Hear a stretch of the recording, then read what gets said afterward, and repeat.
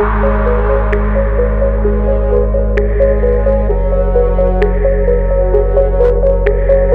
Friends, आज हम लोग डिस्कस करने वाले हैं कलम रिइंफोर्समेंट के बारे में।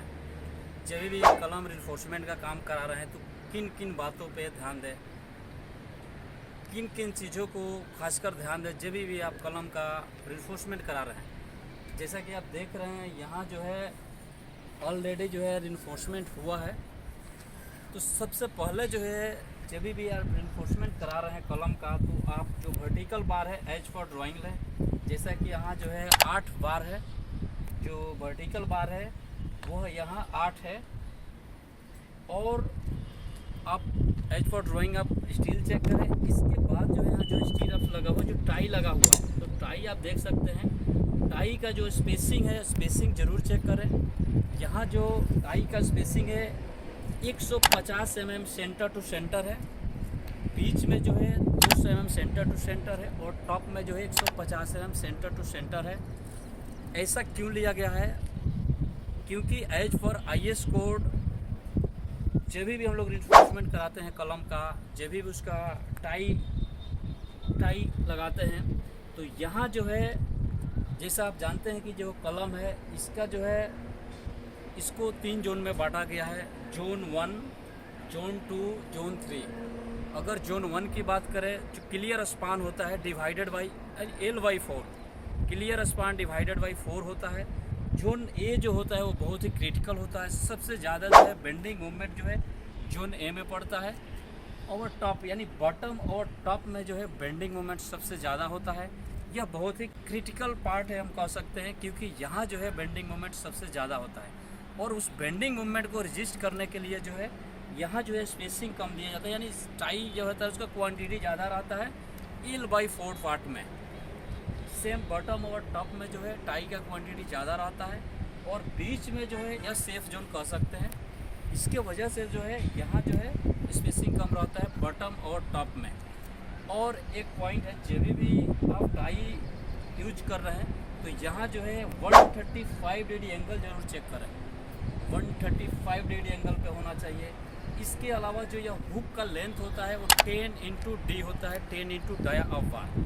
जैसा कि अगर 8 mm का बार आप यूज कर रहे हैं तो 10x8 80 mm जो है यहाँ जो है हुक का लेंथ होना चाहिए, ज़रूर चेक करें। जब भी आप टाई यूज कर रहे हैं तो अल्टरनेटिव है, जैसे यहाँ हुक दिया गया है, नेक्स्ट यहाँ हुक है, फिर यहाँ हुक है। खासकर ये ज़रूर ध्यान दें जब भी आप कलम रिइंफोर्समेंट चेकिंग कर रहे हैं। इसके अलावा जो है लैपिंग जोन की बात कर रहे हैं। लैपिंग जोन भी one of the important parts in कलम रिइंफोर्समेंट। सो लैपिंग जोन की अगर बात करें तो L/4 होता है लैपिंग जोन। जैसा कि यह क्लियर स्पान की बात करें तो यहाँ 3000 mm जो है क्लियर स्पान है। जो बीम का टॉप है और बीम का बॉटम है, इसका जो हाइट है 3 मीटर है। 3000 डिवाइडेड बाई आप 4 कीजिए, 750 mm आएगा। तो जब भी लैपिंग करेंगे तो 750 mm जो है छोड़कर ही आपको लैपिंग करना है, क्योंकि ऑलरेडी हम बता चुके हैं सबसे ज़्यादा जो है यहाँ बेंडिंग मोमेंट होता है बॉटम में और टॉप में। तो यहाँ कभी भी आप लैपिंग न दें। आप जो है L/4 पार्ट छोड़कर टॉप से और बॉटम से आप जो है लैपिंग ज्वाइंट दें। और जब भी लैपिंग दे रहे हैं तो वहाँ अल्टरनेटिव होना चाहिए। जब भी सबसे पहले लैपिंग क्यों देते हैं, क्योंकि आप जानते हैं कि स्टील का जो स्टैंडर्ड लेंथ होता है, जो स्टील बार का, वो 12 मीटर होता है। जब 12 मीटर के ज़्यादा हम लोग यूज करते हैं वहाँ पे हम लोग लैपिंग देते हैं। और यहाँ लैपिंग जो है एज फॉर ड्राइंग ले, एज फॉर IS कोड ले। जैसा कि यहाँ हम लोग IS कोड 456/2000 फॉलो कर रहे हैं। और यहाँ जो लैपिंग जो है 50x D है, 50x डाया ऑफ बार। जैसा कि 12 mm का बार है, सो 12 mm × 50, 600 mm जो है यहाँ पे हम लोग लैपिंग लिए हैं। यहाँ से यहाँ अगर हम मेजरमेंट करते हैं तो यह जो है 600 mm ही है, 600 mm ले। और वो भी जो है अल्टरनेटिव बार होना चाहिए, जैसे कि यहाँ लैपिंग है, एक यहाँ लैपिंग है। एक जगह कभी भी लैपिंग ना दें। खासकर यह ज़रूर ध्यान दें जब भी आप कलम रिइंफोर्समेंट करा रहे हैं। इसके अलावा जो है आप कवर ब्लॉक यूज कर रहे हैं। जैसा कि आप देख रहे हैं 40 mm का कवर ब्लॉक यूज किया है। कलम में जो है 40 mm का कवर ब्लॉक यूज करते हैं, जो कि बहुत ही बेसिक और बहुत ही इम्पोर्टेंट है।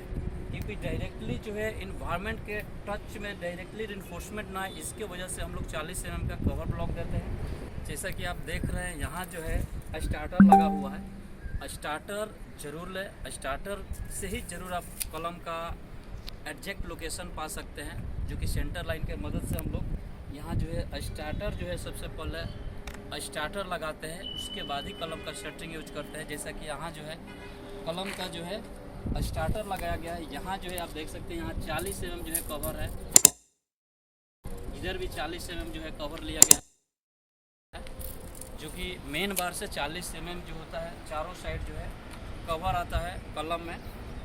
स्टार्टर जब भी ले रहे हैं तो उसका जो साइज़ 3 से 4 इंच होता है मैक्सिमम। स्टार्टर क्यों लेते हैं? क्योंकि स्टार्टर जो है एक स्टार्टर पॉइंट है शटरिंग के लिए, यहाँ जो है प्रॉपर सपोर्ट कर सकते हैं जब भी हम लोग आगे का शटरिंग कर रहे हैं। एग्जैक्ट लोकेशन रहेगा, यहाँ से जो है कहीं भी मूव नहीं हो सकते, इसके वजह से हम लोग स्टार्टर यूज करते हैं। जब भी स्टार्टर यूज करें तो यहाँ ज़रूर रफ कर दें टॉप पार्ट में, जैसे कि यहाँ पे 20 mm जो एग्रीगेट है यहाँ पे डाल दिया गया है, क्योंकि इसका जो सरफेस है वो रफ रहे।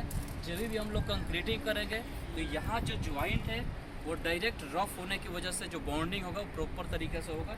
इसके वजह से जो है ज़रूर आप 20 mm यहाँ पे यूज करें, खासकर यह ज़रूर ध्यान दें जब भी आप रिइंफोर्समेंट का काम करा रहे हैं। इसके अलावा जो है यहाँ देख सकते हैं, यहाँ इसके बाद से शटरिंग किया गया है। शटरिंग है, शटरिंग जब भी आप कर रहे हैं, जैसे यहाँ पर मीवान शटरिंग हम लोग यूज किए हैं। सपोर्ट जरूर चेक करें, यहाँ जो है प्लम चेक करें, प्लम्बम के मदद से यहाँ पे प्लम चेक करें, एकदम वर्टिकली होना चाहिए।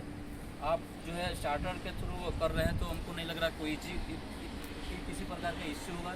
सपोर्ट प्रॉपर तरीक़ा से करें, यहाँ जो है किकर के मदद से प्रॉपर तरीक़ा से जो है इसको शटरिंग कर दिया गया है।